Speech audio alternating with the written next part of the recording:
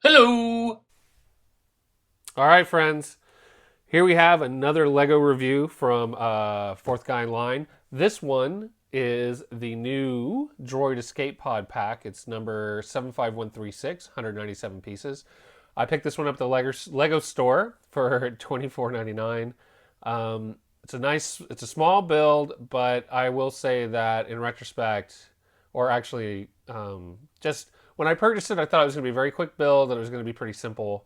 And I had way more fun building it than I thought I would. So there is some really neat stuff to it. But first, let's take a look at the package. We see that included we have two Jawas, a C3PO, and an R2D2. Look there, C3PO is holding the Death Star plans. He wasn't holding those. Those were in R2D2.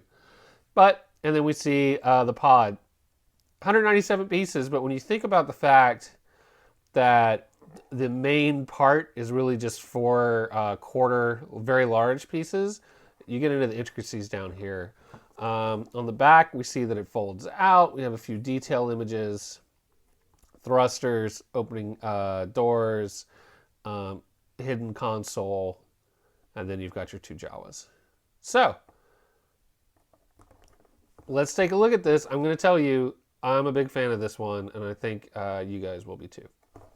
So let's start with some minifigures. We have, these are the first Jawas I've had in my collection. And I just really like them. If you look at just the overall print, they're very well printed on the chest and on the back. Now, because of their short stature, their legs actually don't bend. They're just straight.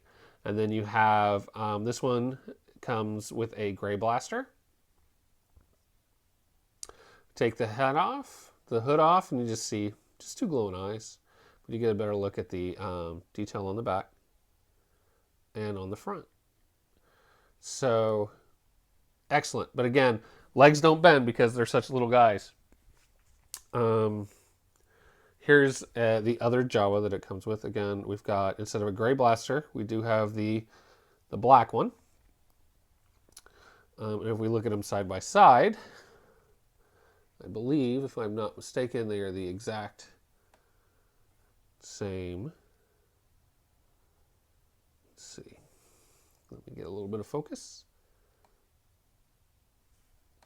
They are different chest prints. Look at that. Glad I looked. They are different chest prints. Does that mean different back prints as well? Yep, different back prints as well. So that's really cool. We've got two distinctly different Jawas. By distinctly different, I mean they've got different fronts and backs. They're, I don't know how distinctly different we want to call that. But there we go. Sorry, having some focus issues. Anyway, so different backs. So there's our two Jawas.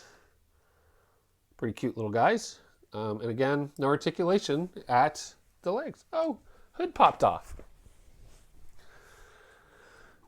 Next, we have the other two minifigures. We're going to look at R2. I believe this is the same R2 that we got with the land speeder. I'm going to have to pull them out and check, but I do believe this is the same R2 that we got with the land speeder. Again, these R2s are just really fun. I like how goofy they look with the big legs. So as far as like a minifigure, I think they look pretty good. And then we have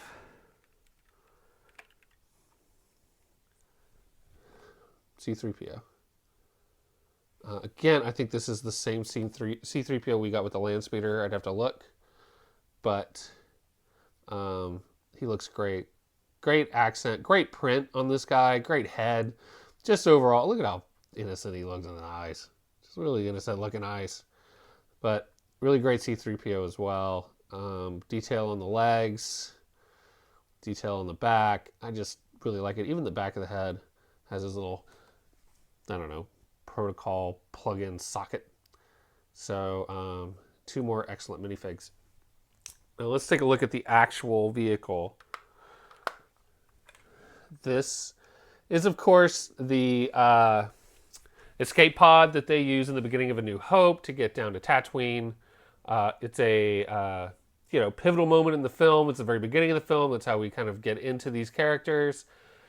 So, I like that it's iconic. What I didn't expect was it to be so fun to build. Let's take a look at the outside first. We're just going to take a look at the back. All of these thrusters in the back are articulated. And it was just, I don't know. I just really thought the way that they put this together was really, really fun.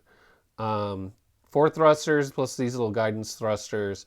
I think that's really fun. Obviously, on the sides, we have a lot of decal work.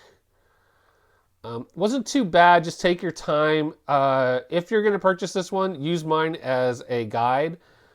If you're going to create a border, don't create it on this seam. Create it on the side seams.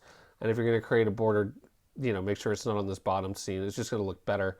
I just didn't think that far ahead. So if you are going to build this one yourself, just take a look so you make sure that the decal seams are where you want them.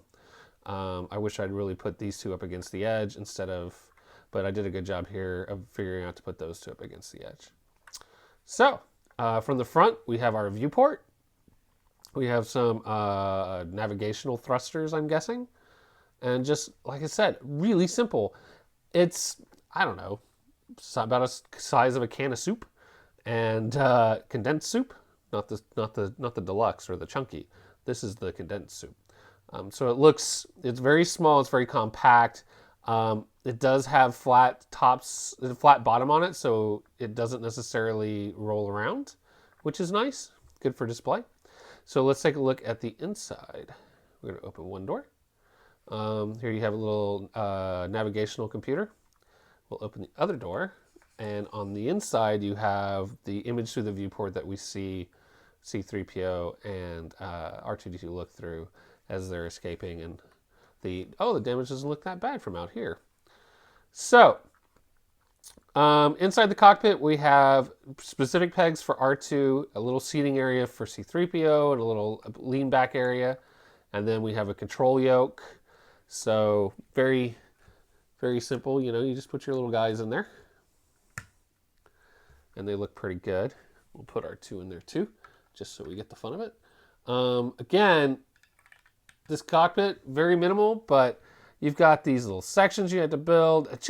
It's way more intricate than you would think it would be, meaning it's just way more fun than you would have thought. I thought I was just going to blow through it, and I slowed down, I took my time, and just really had fun with it. Now we've got the special secret compartment. Here's your control. And but if you lift the control out and it's just slotted in there, you have the Death Star plans, which can be removed. Of course, because it's Lego, pretty much everything can be removed. I don't know why I said that. So the Death Star plans are right here in the escape pod. Let's just see if I can get it to focus on these Death Star plans because I really think it looks neat. There we go. Just a really cool, and this is not a decal, that's a printed piece. And that just slots right back in. So what I've decided to start doing with these Lego videos is I think the build is the best part. So for those of you that don't want to be spoiled by what the build looks like, you can go ahead and tune out now. Otherwise, I'm going to cut to the time lapse of building the thing. But let me tell you right now, really fun, really nice little display piece, $24.99 at the Lego store. And I just really, really dig it. All right, this is Fourth Guy in Line. Cue the time lapse.